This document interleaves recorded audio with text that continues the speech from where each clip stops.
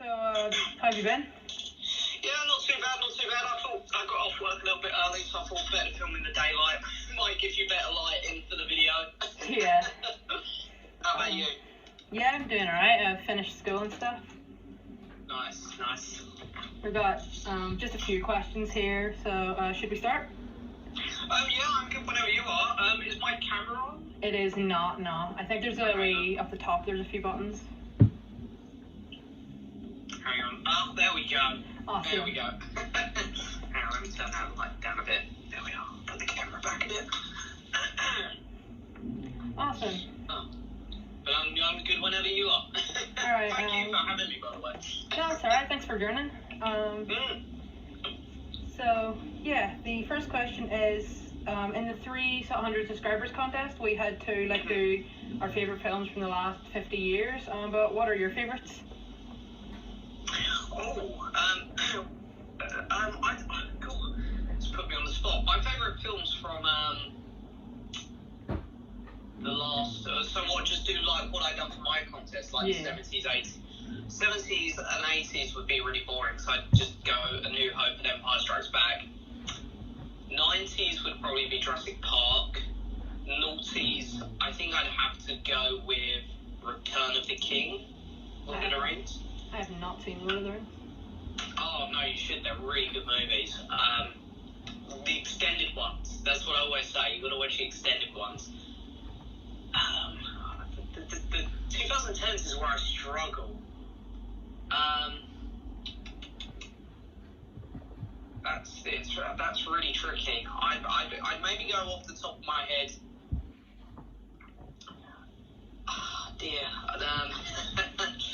Maybe just Endgame at the minute. But if I thought about it, I think that one could potentially change.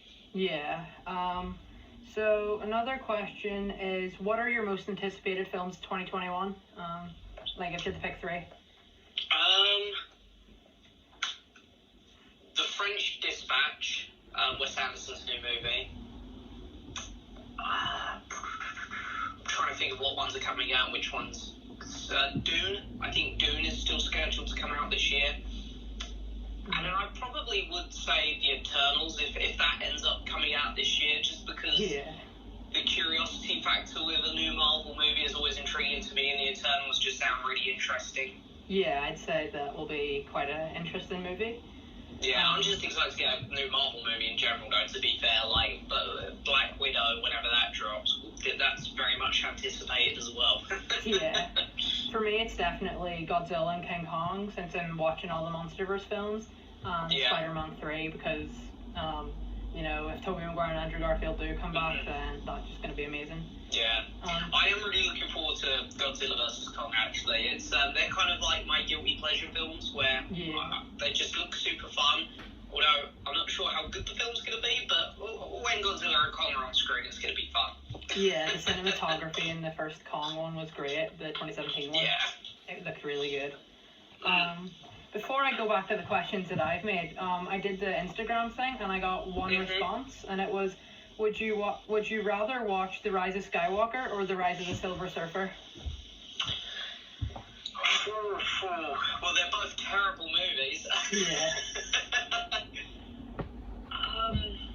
You know what? I'd honestly go Rise of the Silver Surfer, just because I haven't seen it in years, and it won't annoy me as much, because I'm not massive on the Fantastic Four at the minute, because even though I've read a couple comics, they haven't had any good movies, so I can't say I'm massively into the Fantastic Four, so it won't annoy me as much. Whereas Star Wars, obviously I love it so much that it annoys me when a bad product comes out for Star Wars. Whereas Fantastic Four, not too fussed about.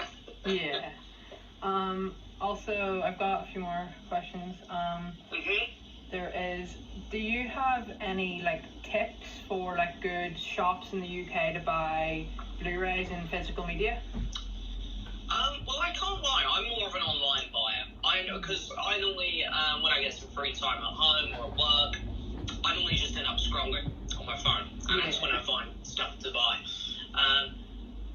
But I go to here in the UK. I live near a town called Harlow, which is where my local cinema is. Unfortunately, due to COVID, the last year now, much, but right near the cinema I go to in Harlow, in the Harvey Centre, there's a few shops near there. Like there's a HMV, which I'd say is always my favourite shop to go in, because you get a nice range in there. You don't just have your standard Blu-ray releases. You'll get Criterions and Arrow video films, so you'll have a wide range of all of them. CEX is good for prices. And in London, I go to a shop, I think it's called FOP, which I'm pretty sure is connected to HMV. And if you're in London, FOP is great because it's on the same road. It's literally a minute walk away from Forbidden Planet, which is also a fantastic shop. Yeah, I do have some family over in London, so if I go there, I will have to check those out. It's great. Forbidden Planet, it doesn't do Blu-rays, but in terms of like, you know, nerdy stuff, it's fantastic because you have like the upstairs of the shop where you've got all these expensive models and stuff, and you've got all the collectible figurines and stuff. I got and those they'll have really, they'll have loads of. I think last time I was in there, they had like a whole row dedicated to Funko Pop. Yeah, I remember that. And then downstairs, it's just comic heaven. So it's really good. So those are some good shops. No, definitely. Yeah. What shocked you the most about having like a big YouTube channel? I don't know. It's one of those things which I try not to take it for granted because it's compared to some channels on YouTube, it's still very small, but it's just a hobby, and it's just nice that people enjoy watching, I think. And it always surprises me that people watch, comment, like, share the video, and it surprises me when I get the subscriber mail stuff. It's always just... It's just not expected. I'm there just trying to have fun and share my opinions, and it's great. It's great. I love it. It's a really fun hobby. So I come home from work, and normally the first thing I do is make a YouTube video because I genuinely enjoy it. I love seeing the response. I love interacting with people on my Instagram because I do those little live things on Instagram, and it's great fun to talk to people. And I'm really excited to start up my live series soon with guests. It'll be nice to have other people guest star on the channel and stuff. That sounded really good whenever I watched the video. I'm really excited to do it, but it's just nice to interact with people, I think. Yeah. Also, do you have hold on, what will be some of your favorite TV shows left that you can just like sit down and watch and they're really good? There's always two shows that I always, or three shows I'll always go to in terms of like, it's like comfort food. If I don't know what to watch, I'll just put it on. And I always go to either Doctor Who, normally the first 10 seasons of the modern era. I've seen a few I'll just pick and choose. I've seen a few David Tennant Doctor Who episodes, but nothing more than that. They were really good.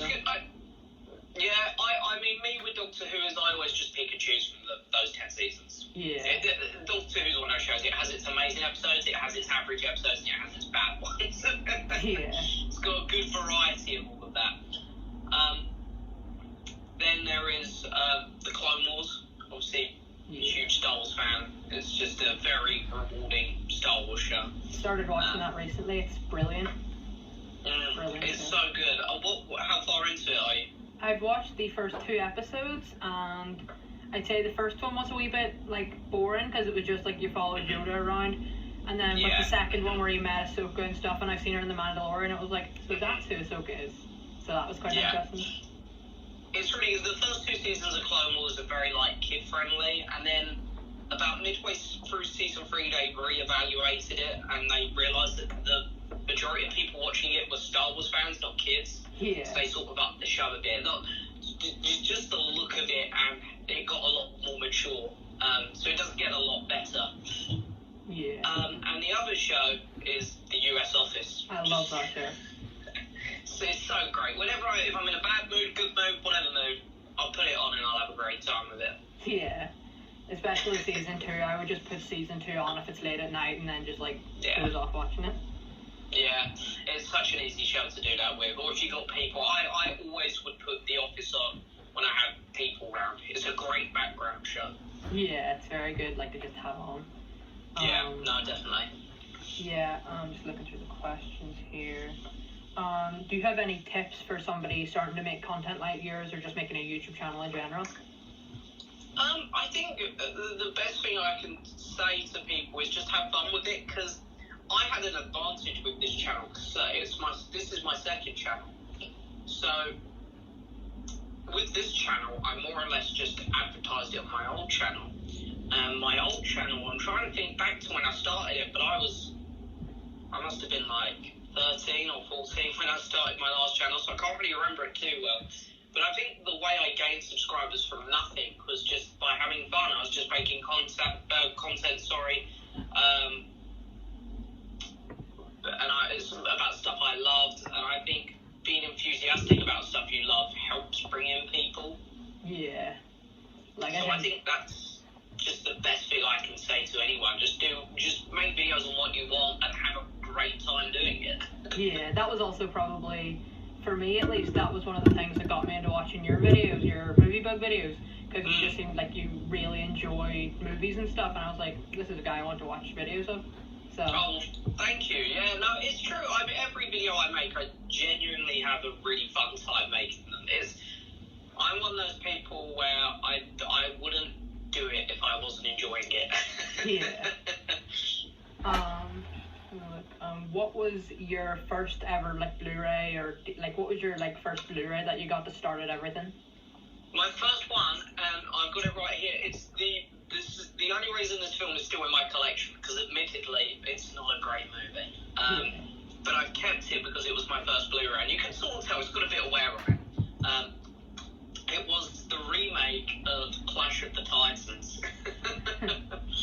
But you can sort of tell, I don't know if the camera will pick it up, but like there's a lot of wear on it. Yeah. It's getting a bit old, and when I got this, I wasn't the collector I am now, so not that I manhandled it, but, I didn't treat it with as much care as I do now with my Blu-rays. It kind of, got chucked on the settee and stuff, put the disc in and chuck the casing on the side and stuff. So yeah. It's had a bit of wear over the years, but yeah, that was the first one I got. I'm not sure why I got it, to be honest. It doesn't really look like my type of film, to be honest. But for me, I got this like Spider-Man box set, but the first one that just a few weeks ago. But the first one that I the first one that I lifted out of it was Spider-Man 2, which is a really good movie. So that was my first one. I think I had that set as well, where you had those covers in. Yeah. I had the 3 originals, and then I got the what's it called? The Legacy box set. Yeah. Which I think I got in CEX actually. I was thinking about getting that one, but then I realized that I could get like all the Spider-Man films if I got all the other ones, and then I could eventually upgrade them. And I was like, yeah, I just grab this one for now. Yeah, I don't blame you. They're good. The Sam Raimi trilogy is definitely one that I think at least the first 2 films should be in every Blu-ray collection. Yeah, they're quite good. But yeah, I'm not sure if this is the last question, but we're probably coming to around the end because I'm just doing them in random order. Okay. What's a film that everybody should watch once in their lives, like at some point? That's a tricky one, because obviously I want to say my favourites, but I'm trying to think of like an important movie, I suppose, which is a film that someone should be made to watch. That's actually a really good question. I would probably say, I want to say like a historical film, maybe something like Dunkirk or Saving Private Ryan, just so that, I think Dunkirk is actually quite a good example of like just seeing how important like the war was and stuff. I'm struggling a bit on this one. But I feel like I want to say something like just a classic movie like Jurassic Park, maybe, just to be a bit more light-hearted and fun, because I feel like that is filmmaking at some of its best. It was so far ahead of its time. So So I think maybe I'll stick with Jurassic Park. Yeah, I'd probably say the first Star Wars or like the original trilogy, just like because if you watch the originals, you're gonna want to watch the rest, and then Yeah. and it might not be as good as the originals, but yeah. No, that's true. I mean, to be fair, I grew up with the prequels, Yeah. so I will always have a very big soft spot for them. Even though I do think Revenge is a good film, I can see flaws in the first two. Yeah. But my sort of biasness, which I'll admit, is there for those films. I have a wee bit more kind of like I have like that, but for the sequels because I was born after Revenge of the Sith, so I would always have the originals and prequels on DVD, and I would just watch them every day with the Spider-Man trilogy. And then the sequels came out, and I saw every Star Wars film since I was born, all the Disney ones, in cinemas, and it was just I have a wee bit of a soft spot for the sequels, but not really for the Rise of Skywalker. No, I'm the same. I see that The Last Jedi gets a lot of hate, and while I'm not a massive fan of the movie, I wouldn't say it's bad. I still find enjoyment in it. It's only The Rise of Skywalker that I have huge issues with. Yeah. But yes, just see. Is there any more questions? Just having a look here.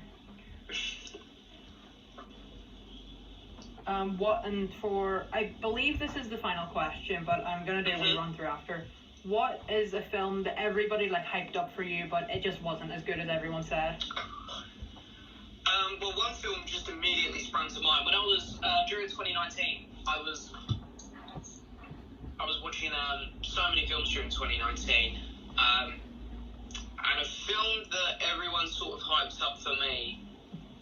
And I went out my way to watch because I was like, right, I can't really get through 2019 without watching this movie. Was Midsommar. Yeah, I seen the trailer and it looked alright. I thought from the trailer the music was great, the cinematography looked gorgeous. I liked Florence Pugh. So I was like, this looks like an interesting movie. And everyone was saying it was a masterpiece film of the year. And I was like, okay, I'm probably going to like this. And I remember watching it. And it's funny because I appeared on the filmmaker's recent video where he collaborated with a few YouTubers, and I used this film as an example. While I can appreciate the filmmaking aspect of it, like, it was gorgeous, like, the cinematography was fantastic, the script was great, the acting was a little over the top sometimes, but for the most part really good, and the score was fantastic. I found the film incredibly pretentious, and it really put me off. I remember walking away from it saying I genuinely didn't like it. I was very happy when it ended. But everyone just hyped that up for me like it was going to be some great film, and I just felt the opposite when it was over. Yeah. But yeah, I'm just gonna check if there is any more questions. Yeah, sure. And yeah, for the last question, what kind of videos are you gonna be making, and what videos are you excited to kind of make in 2021? Well, I think the ones I'm most excited for is the live stream videos. The live stream videos are something that I've had planned for a while, and it seems all of a sudden that loads of people in this little Blu-ray British group that we've got going here, all of a sudden loads of people started doing the live streams. So even though I've had in the back of my head for ages that I wanted to do them, with them popping up constantly, at the minute I thought, I don't want to leave it too late where it seems oversaturated almost. So I thought, right, I'm going to do it now. Even though I have been wanting to do it for a while, but I've finally announced it, maybe a little bit later than I probably should have. But I'm really excited to do it, just to have guests over on the channel. And I'd love to do another video like the one that I'd done where I talked about underrated movies, and I had a bunch of other YouTubers come on. They sent me in clips. They were all very kind. That was really fun to watch. I'd love to do another video like that, especially because I put the video up live. Yeah, I was at the premiere and stuff. It was so much fun. I was in the comment section watching, and even for me, because I sort of edited it, and I just edited around the bits where the YouTubers come in and come out. So I hadn't watched the video in its entirety. I thought, I'm going to leave it. I'm going to watch it while it's live and go and read the comments. And I don't do that with my videos really. I'm not a big fan of watching myself back, but I love watching that one back because it was other people mostly in the video. Yeah. And going along with the comments was super fun. So I'd like to do another video like that at some point. You know, hopefully a little bit later on in the year. Don't want to do them too often. And honestly, the most fun I have is collaborating with people like this. It's really fantastic. And I've got a couple collaborations coming up. I'm actually filming one tomorrow with another really good YouTuber. I'm appearing on Geordie Paul and Alex Pitt's live streams soon. So that's always the most fun stuff for me. Yeah. But yeah, thank you so much for doing this. It means a lot. Oh no, thank you for asking. It's honestly been a blast. I never ever thought I'd be interviewed. Yeah. But yeah, thank you so much for doing this. Like, genuinely means a no, lot. it's a pleasure. Really is. But yeah, that's really all the questions I have. But yeah, I will see you in the next videos and stuff. Yes, well, thank you very much for having me. It really has been a pleasure. Thank you. Yeah, thank you. Bye. Bye. Sorry if I'm ending it abruptly. It's just I have to go somewhere. Yeah, that's all right. Gotta figure out how to end it.